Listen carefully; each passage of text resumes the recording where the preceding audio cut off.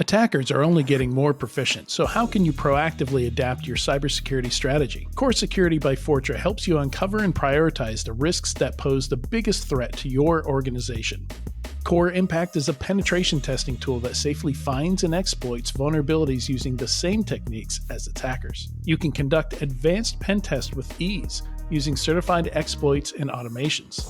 Take your engagements even further by pairing with our additional red teaming tools from Cobalt Strike and Outflank. Learn more at securityweekly.com/Fortra Core Security. Are you constantly thinking about how to keep your enterprise as secure as possible? Get to know Chrome Enterprise, the trusted browser for security-conscious professionals like you. Its ease of use for IT and security teams and added access controls protect the remote, extended, and hybrid workforce, keeping your entire enterprise safe. Don't settle for a browser that compromises your organization. Visit securityweekly.com/Chrome Enterprise now to learn more and start protecting your enterprise like never before.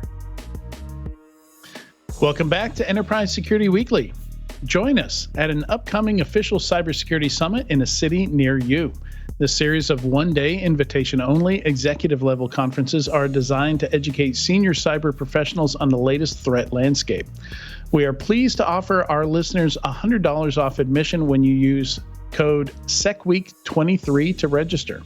Visit securityweekly.com/cybersecurity summit to learn more and register today. All right, for this interview, Ryan Freed joins us today to talk about zero-ish trust. Ryan has over 10 years of experience in IT security and has been teaching security at a community college for the last 8 years. Most recently, Ryan has been leading SOAR, purple teaming, network segmentation, DevSecOps, and CSPM initiatives, and he recently started a new role at Mandiant. Congratulations, Ryan. Thank you. Appreciate it. Happy to be over on the cybersecurity side. Yeah, now, and probably important to say you're not representing Mandiant here today. I'm not sure if you've even started that job yet. Yeah, no, that is correct. This is my second week at Mandiant. A lot of this stuff I'll be talking about will be from my previous two companies. More focused on previous experience. Right, and that is the theme this quarter. You know, we're focusing a lot on practitioner perspective this quarter, and this is right along. Right in line with that. So yeah, let's jump into it. We've had you on here a number of times before, but I don't think we've ever talked network segmentation or zero trust. So why zero-ish? Why are we putting the ish on zero trust there? Yeah, zero trust really is a journey, something that not many companies, if any, will fully achieve. And zero trust can mean a lot of things. In my companies, I've used it as more of a principle. And while zero trust has been a huge buzzword for the last couple of years, really it comes down to least privilege, like we've been talking about, and like you learn, with CISSP and security fundamentals. So I really wanted to focus on one specific part of zero trust that in my last two companies I was tasked with, and as a best practice, for ransomware mitigation, how we approached it, how it really scared me at first, and took a risk-based approach, and ultimately were not only successful from a security perspective, but I argue just as importantly from an availability perspective, resulted in zero downtime for production applications. Okay, yeah. So there's a lot to break down there, right? Imagine just for context, like how long did it take you? And is it was it something where you were able to implement it in phases, where you're pushing stuff to production, or did you try to get everything going all at once? Yeah, we definitely approached it in phases, and just to clarify, we didn't achieve zero trust at all. We achieved, like we talked about, the zero-ish trust. So it took anywhere from between 6 months to a year. The first time I had to do it definitely took longer. Luckily, we had some really good relationships with our business IT owners, the people responsible for those applications. But we walked before we ran. So we did it with some of our own applications, tested it, made sure it worked, and really built up to our most critical applications that can handle the least amount of downtime. And basically prove that it worked amongst other applications, how diligent we're being, how data driven, we're not just guessing, in order to make our team successful and then make sure the other team can still do their job. Right. So you selected some test groups. You created some test groups and test applications, basically, that were non-critical to the business. It sounds like. Absolutely. And I think a really important thing, which I'm sure we'll dig into, is choosing what segments you're looking to do zero-ish trust with. When my boss first asked me to start looking at zero trust, the first thing I thought about was server to server communication. And that's really impactful when it comes to an availability perspective. But when you think about it from a threat actor, I'm most likely a user was phished. So they're most likely going to start on a user machine. And then from there, we want to be able to contain and really limit what that person can access. When you think about a standard company, you might have, I don't know, 5 or 10% of those people in IT, in my experience. So most people don't need to RDP to other machines or SSH or remotely connect. And let's say we accidentally block traffic from a user to a server. That's probably not going to result in production downtime. That's probably going to result in someone being a little frustrated, not able to do their job, which executives are not going to hear about. That's somewhere, where I do my best to fix it right away. So, you get the best bang for your buck, which is something I'm always thinking about, of not impacting availability, and you're taking a risk-based or a threat-based approach for where you're starting and what you're protecting. So what are some of the core components here? Like when we say zero trust, I think, either some people think of a very specific reference architecture, or some people's minds just kind of, turn into jelly. Yeah, I'm not sure what's going on in people's heads. So maybe help us out a little bit there. Like what components we're putting together here. Like I would guess that there's some network segmentation, but you also have to really understand, have good access controls for your employees, right? For really understand identities and understand who needs what. Right. It really is a defense in depth approach. From an access perspective, really limiting the amount of domain administrators that you have, having really good tracking and logging for that. But like we talked about, least privilege, that's nothing new to anybody. I don't know that I'm referring to a specific architecture, but part of security's job is to continually have people validate, do you need that level of access? And that also goes into Azure, AWS, and public cloud. I've seen companies that will limit the domain administrators and be like, yep, we're good. But then we see 15 global admins in Azure, which is essentially the same access, or root level type access in AWS. So you really have to properly scope your zero trust when it comes to identity. And then from a network perspective, like your previous guest was talking about, it requires you to know your network and know what normal traffic is. So an example that comes to mind is, should you allow SQL connections from a workstation to a production database? Ideally not. That's just something where if a threat actor gets control of a workstation, now they potentially can have access to your production database. So scrutinizing that and then negotiating with the different people in IT to ask, well, can you do that from a jump box? So we have further protection, maybe two-factor authentication. So it's really, you're never going to get to zero. Like I'll give an example. There's a production application I've worked with in the past, and the vendor said we need ports 1 through 65,000, whatever, TCP open. And they gave it to them, years ago. But through a tool like this, I can actually look at the communication over the course of a month and say, well, you actually only use the range of about 1,000 ports. So we're going to limit that. So we're reducing our attack surface potentially by, 64,000 ports. Can we get down closer to 500 ports? Sure. But that's where the zero-ish trust comes, because you're never going to get down to a 100% secure most companies aren't in business to be secure, right? They're trying to make money through the product or service. So, but if I can reduce the attack surface, and if someone gets infected, but the user on the workstation can't really get into anything, we can wipe that and move on with our day, rather than someone be able to try to SMB connections to our whole network, pass the hash with credentials and all these other things. So we're trying to make our day a little bit easier. In terms of, oh, I'm sorry, go ahead, Adrian. No, I was just verbally nodding. Go ahead. Okay. In terms of the attack surface, so you talk about zero-ish trust. I understand why you use that phraseology, but what are some good metrics for organizations? Because everybody talks about zero trust as a journey. Everybody talks about achieving zero trust, but how it has to be, a stepwise process. You can't do everything all at once. When it comes to attack surface, it's really hard to quantify, right? Because it's always going to be changing, shifting, and in some cases growing.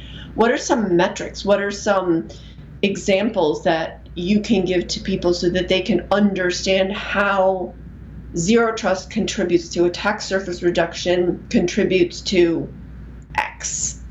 What's the X, and how do people get there? That's a great question. I think you can do it from both a qualitative and quantitative perspective.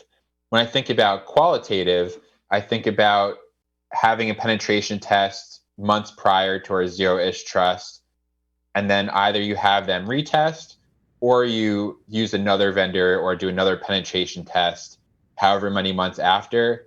And I like to tell my boss of, this is stuff that they would have been able to do before, or as you read the report, they were able to move laterally, but after implementing some of these controls, they weren't able to.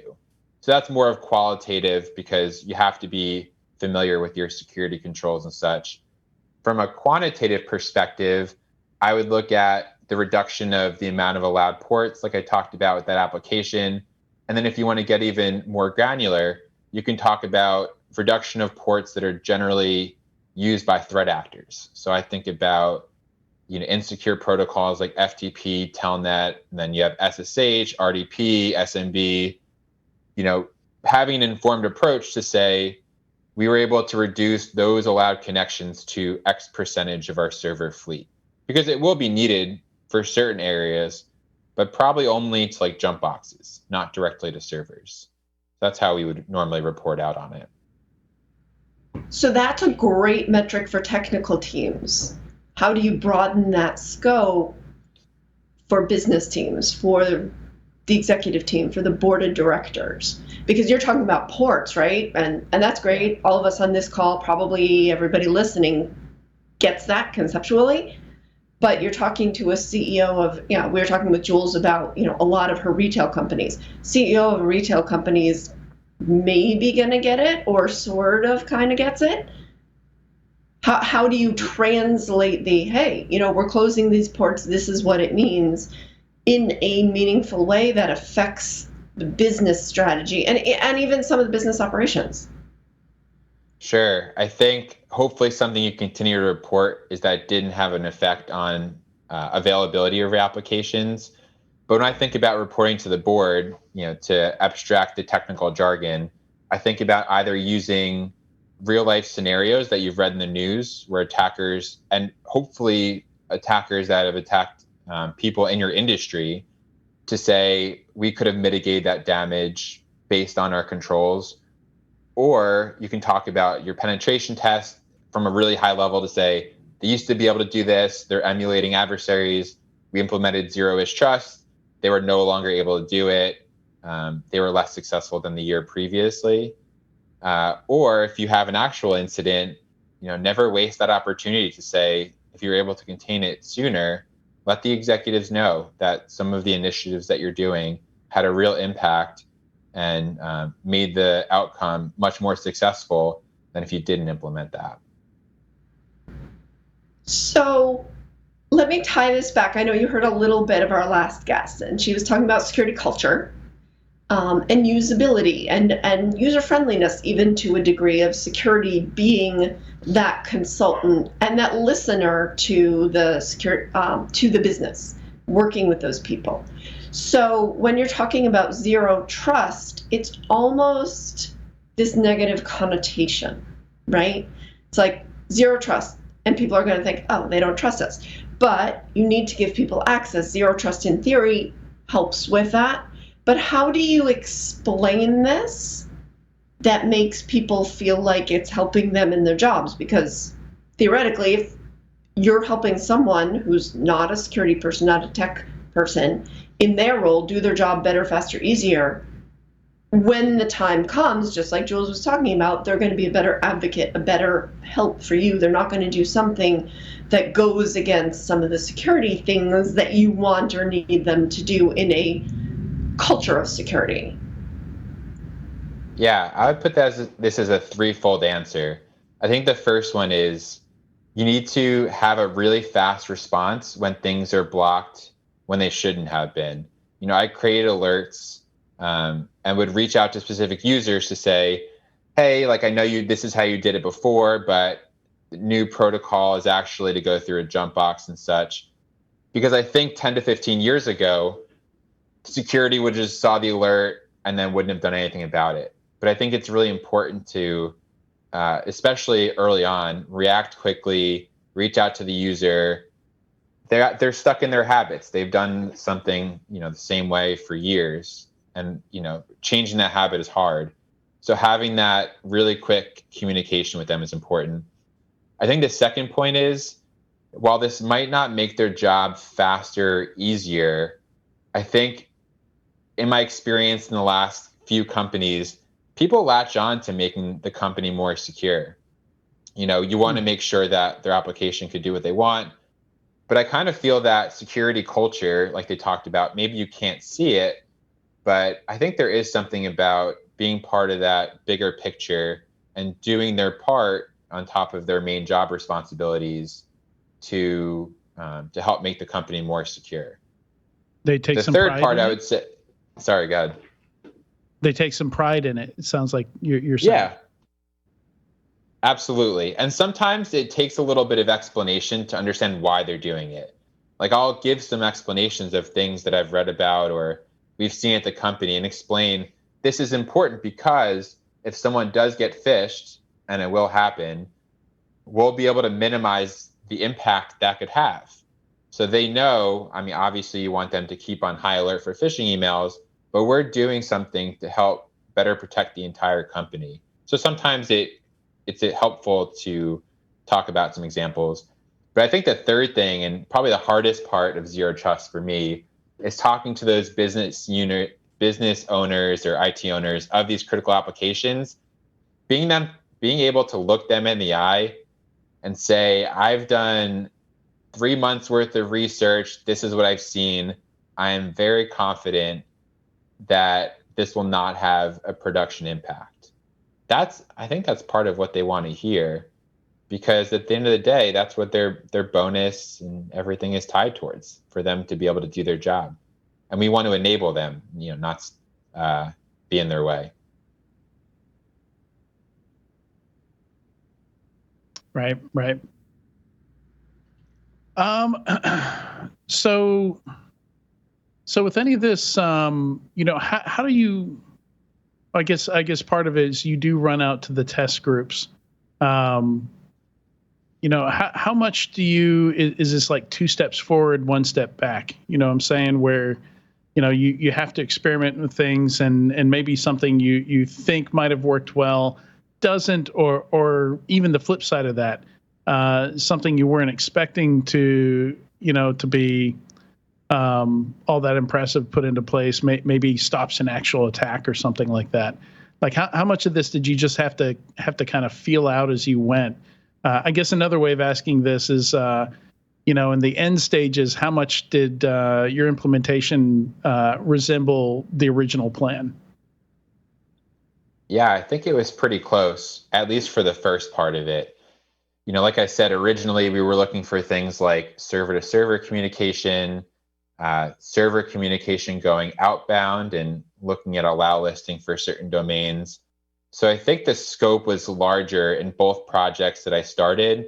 But then when we started to look at what the impact can be on applications, compared to the reward and the risk reduction that we're doing, things changed. And that's why we looked at for things like server, workstation to workstation, workstation to server, rather than doing some of the more impactful ones that may be less likely compared to those other two scenarios. Yeah. So, yeah. So, the new job with Mandiant, kind of interested in what you're going to be jumping into there, or is there more that we haven't covered with the zero trust conversation here before I move on that you wanted to cover? I think overall, if I had to tie everything together, it's not an all or nothing type journey. Anything helps. And, I think access, microsegmentation are really important things. And anything you can do to reduce that attack surface is important. I think you just need to walk before you crawl and go from there. Gotcha. Yeah, and I think this kind of dovetails with what we're talking about here, and part of what we talked about with Jules, and we actually have some interviews where we're going to be talking about this again next week. Where, I think when I look at how breaches occur, how companies get attacked, the points at which they fail, I consistently just see it coming back to processes that aren't tested, that don't work. Things that aren't configured correctly, just all these controls that get put into place, but nobody thinks to actually test them, right? Like we hear all these stories about, the MSSP puts in some kind of IDS or some kind of monitoring appliance, into a company, or they get a feed of data, and 3 years later you find out they can't see the network traffic that they're supposed to be seeing, or the data is not actually flowing, and nobody tested it, nobody noticed. So, I think when we were talking about this interview on the prep call, we were talking about control validation, and how do we ensure that these controls work the way that they're expected to. And in my past, I know one of the services my startup provided was very similar to this, where we would go in and somebody would purchase a certain amount of time every month, and we just log into their stuff and look for mistakes, and help configure things better, ensure things were actually working the way that they were intended to work. So what is that going to be like for you? And have you seen similar things? So I'm kind of curious about that as well. Is this experience I've had? These are just my personal anecdotes. I think you've seen more of the enterprise side than I have. So curious about your thoughts on it. Yeah, that really dovetails well into my new role at Mandiant. So my role is around control validation, and it'll be twofold. It'll be using attack simulation type tools, similar to Attack IQ or Simulate or Mandiant security validation, and it's running those tools against not just one server, but all different types of devices. A workstation that's on VPN versus off VPN in the office, because that typically results in different security based on what network they're on. Doing that against a Windows server, a Linux server. I think a Linux server is really eye-opening because EDR vendors really haven't caught up. So while your whole Windows fleet might be really well protected by your EDR, you can exploit a Linux server. So different things like that. So you can do it from like a red team type perspective, where a lot of these tools will look at the latest adversaries and run those against your technology. So, maybe you thought your EDR would alert against the new domain administrator being added, but maybe it didn't. That's a good way to validate it. Or different recon type commands like NL trust to see what domain trust there are, or cert util to see what your CA server is, or who are the domain admins, little things like that aren't typically run. And then the other part of my job will be doing kind of what you talked about of, so you say you update your content signatures for your EDR vendor, as soon as they're available. Can you show me that? So then I can actually take a look and see if that is best practice or if there's different settings that you can do. That's more of like the blue team control validation perspective. Right. There's tons of stuff that people assume are working a certain way in their organization, that aren't actually working that way. Like that was back when I was a PCI QSA, something that was wisely built into the process. It wasn't an actual requirement, but it said, before you even start going through the requirements, you've got to look at a data flow diagram and see if the data actually exists within the enclave that they say they've contained it within, or if you find it outside, the cardholder DMZ or whatever that form that enclave takes, VPC, whatever it might be. And yeah, 100% of the time you'd find the data outside that, and then going back to my consulting work again, we used to test MSSPs, companies, third-party security monitoring services. And 100% of the time they failed to detect any of the attack simulation that we did. So that was, that was kind of a revelation to me. And we just heard that from Jules in the previous conversation. She said, even when they send stuff over, it doesn't have context. Like the alerts they're sending over just aren't terribly useful. The communication's not very good. So I guess like how do you work through all that? Like is this like the actual, are you going to be working with folks with the actual process side of it? Like helping with their procedures and processes, not just the technical configuration of the controls? Yeah. I think one of our other services is around cyber defense optimization, where they'll actually have someone basically assigned to your team and doing some hands-on work to help with those IR type procedures, processes, threat hunting, getting forensics if that's in scope, things like that. So I think, it's only been 2 weeks, but reading about it, it's pretty great to look at the assessment, but then also that hands-on help to develop those processes. And I can say, when you talk about controls not being there or log sources not being sent in, I can just about guarantee the time you're going to figure that out, and I can speak from experience, is during an incident to figure out, oh, this domain controller hasn't sent logs for the last 90 days. Or we had this firewall and we changed the log server for it to a different server, and we forgot to update it in the SIM. And you just don't know that until you can't provide those logs during an incident.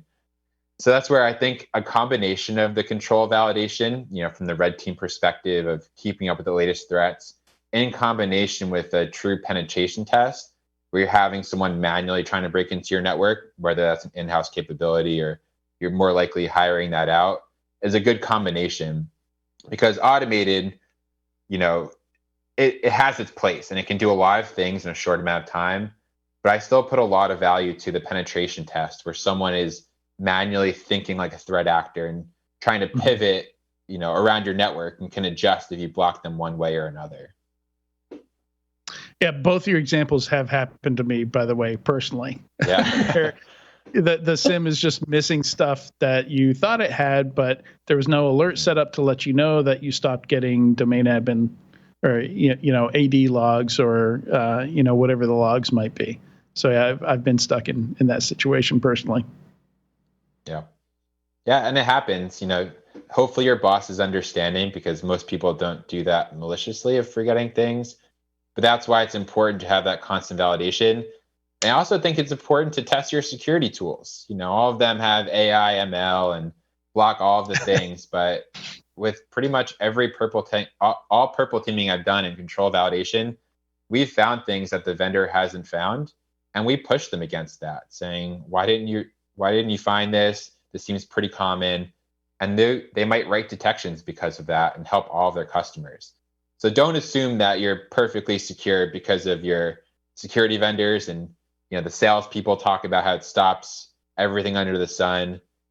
Even after you purchase it, keep evaluating. make sure they're keeping up and help Right. them, evolve their tool as time goes on. What, you mean you can't just plug in a tool and it works and you're secure? I If mean, that was the security is pretty case, easy that way, I right? wouldn't have much of It's a job. pretty easy. Speaking of jobs, so your transition, you've gone from, you know, uh, from one industry to another, and they're very, very different in terms of profile, threat landscape, focus, probably culture. What, coming from your last background and looking forward to this new job, what are the things that you're most looking forward to in this new environment? And what are some of the things you're a little bit maybe concerned about that you might not be able to do exactly like you did in your last position? Yeah, I'm really excited to be on the cybersecurity side because I think you can truly make an impact across many companies. The past companies I've worked at, you can bring your security maturity up to a certain point, but then once you get to that higher point, you're making really small incremental changes and you're kind of keeping the lights on, which is fun for a couple years. But I'm really excited to work with different companies who are coming to us asking for help and providing some expertise and how to make their security posture even better. When it comes to looking at like past companies, things that I'll miss, I mean, I am a practitioner. I appreciate the hands-on work. I think that I'll be doing that, more on the side. But just a quick story from my first week. I was trying to connect my phone to the company email and it wasn't working because something wasn't set up in the back end. And someone from Mandiant Security reached out to me to say, "Hey, was this you?" And that was really like earth shattering for me because I'm now on the other side. For 10 years, I was the person messaging people to say, was this you accessing from this area? And they're like, yeah, I'm on vacation or things like that. But once you get that message, I'm like, uh-oh. Now I know how it feels. And you really have to have a good tone with the person because you don't want someone to feel blamed. They're just trying to do what they need to do. And they want to make sure that it's not something they need to look further into. So that'll take some getting used to. Oh, for sure. Oh, for sure. And it's kind of like, when you're driving on the highway and you see a cop car behind you, no matter what, you're like, oh crap, what was I doing? And then you realize they're going to an accident a mile up the road, but you still get that fear in you. So when you get that call from security, hey, you're like, what did I do? And it might not be anything you did, but that's a good perspective to bring toward it. And especially, if we're tying it back to the culture thing, and now you're on the other side, you're going to be working with a whole different set of people to be able to bring that perspective and make them feel maybe not more secure with security, but more comfortable with security. And you'll be, I imagine, speaking maybe at a different level because you're talking security to security. Is that accurate, maybe? Yeah, I think that's fair. I think you both have to help them from a technical perspective, but then also help them relay what they're doing to the higher ups, like you were talking about before. Because metrics for your team or your CTO don't necessarily work for COO or people from different parts of the organization. So helping enable them tell their story, I think, is really important. So from a security controls validation point of view, and again, I know you're only a couple of weeks into it, so you might not have the most thorough answer yet, but what do you expect in terms of working with these companies? It's one thing to validate controls if you know exactly what you have, but we know there's so many companies that can't even quantify their IT estate. And so, how are they going about that? You talked about AD a little bit, and you've talked about some other things that you're using, but where do you expect those challenges to be? Because no matter what you're doing, if you're saying, hey, you need to validate these controls, people have to know where they are. Then they need to know how to test them. Then they need to know how to configure them or set policies against them. So what's the anticipation there in terms of not just validating controls, but understanding what do you need to validate in the first place? Yeah, and that's, speaking to my experience, I've come from highly regulated areas like fintech or HIPAA. with medical data. And I've also worked for retail companies that have virtually no regulations. So if you're working in fintech or with payment card data, like Adrian was talking about, you have PCI. So if you don't know those controls, I question if you're passing your PCI assessments. HIPAA has a little more gray area. They're not as prescriptive. For companies that aren't regulated, I usually look at NIST cybersecurity framework, the CIS top 18. Then you can really have a benchmark to show what are you doing as far as the base level of controls.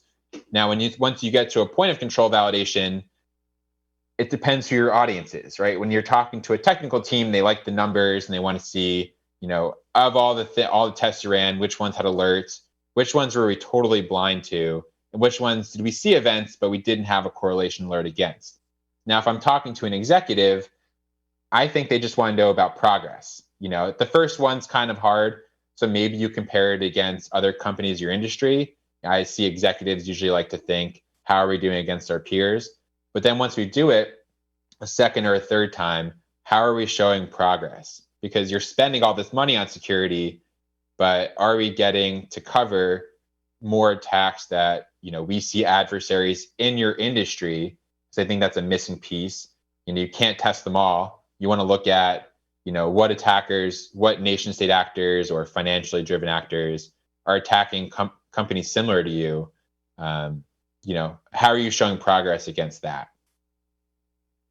So speaking of progress, this is less about your day job and more about your personal opinion, but we've seen over the past few years more regulations coming into play. You mentioned HIPAA, you mentioned PCI, and we know that there are not just more regulations, but more frameworks that companies are being held to or being asked to measure themselves against. Regulation is both good and bad. Won't get into that here. But in your view, how is that changing the non-regulated companies, right? Because regulated companies or industries that are more highly regulated, I guess is more accurate, they're used to working towards a specific rule. Is the regulation, are the industry frameworks enough to make people start thinking in a more systemic fashion? Are they going far enough? Are they going not far enough? Or are they a hindrance because now you've got 3,000 controls that a company now has to look at that they might not even know where to start? Right. Yeah. So from my personal point of view, a couple different things. I think more companies are starting to ask for either security questionnaires or SOC 2 Type 2s, ISO 27001s. I don't think all companies were necessarily asking for that 5 to 10 years ago. And if you don't have any of that, that's a differentiator. You might lose the deal. I think what's being done in Europe is a really cool thing because it actually has some teeth behind it. We're not talking about $1,000, $5,000, $10,000 fines. We're talking about 5% of your annual revenue. And every company I've been at now is taking GDPR really seriously. I know there's different regulations for like California and Massachusetts and New York. I think eventually they need some national framework because it's really hard to treat data differently based on where the customer is from. So I think until we start, putting some teeth behind like the fines and doing more of like what Europe does of a percentage of revenue, like we've seen with different companies, I think that'll start moving the needle because that'll have a real effect of the bottom line of different companies. One last question, and then I'll let Adrian wrap it up. You mentioned a national law or regulation like GDPR, and they've been talking about a national privacy law. And yet we have like California on one side going, hey, the proposal isn't strong enough. And then we have some other states that are like, we don't think so. What do you think, over under on whether we'll actually get a national privacy law in the next 3 to 5 years? I would hope, representatives from different states talk about like what's important to them. You're not going to go to the most secure state, but I think hopefully they can agree upon, a minimum level of expectation of security. Like, I don't think it needs to be too prescriptive, but I think something around companies, to the best of their ability, are doing the most to protect the customer's data. And then I think just as important, making sure they still need the data or need the data really in the first place. And if someone asks to, forget the data, you can work on that process. But I think if companies start to scrutinize, like, do we really need social security numbers or credit card numbers, or the address and phone number and full name and date of birth, all those things combined, I think the industry might be able to get more creative.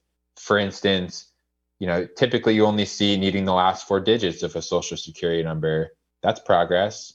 You're not storing the social security number in full. So yeah, I don't know if it'll take, critical infrastructure getting breached or something like that, but something will need to happen for all states to realize how important something like this is. Yeah, it sometimes makes you question the United States, but yeah, it's interesting to watch, and we'll see if California can kind of strong arm everybody else into doing it, because for any national organization, any organization that has customers in all 50 states, it might as well be a federal mandate. If it's in California or New York or some of those states. But yeah, great conversation, Ryan. We're gonna pause for a little bit, and Ryan's gonna join us for the enterprise news in the next segment. But yeah, thank you so much for this, Ryan, to chat about zero trust and control validation and industry progress in general. We'll be right back. Yeah,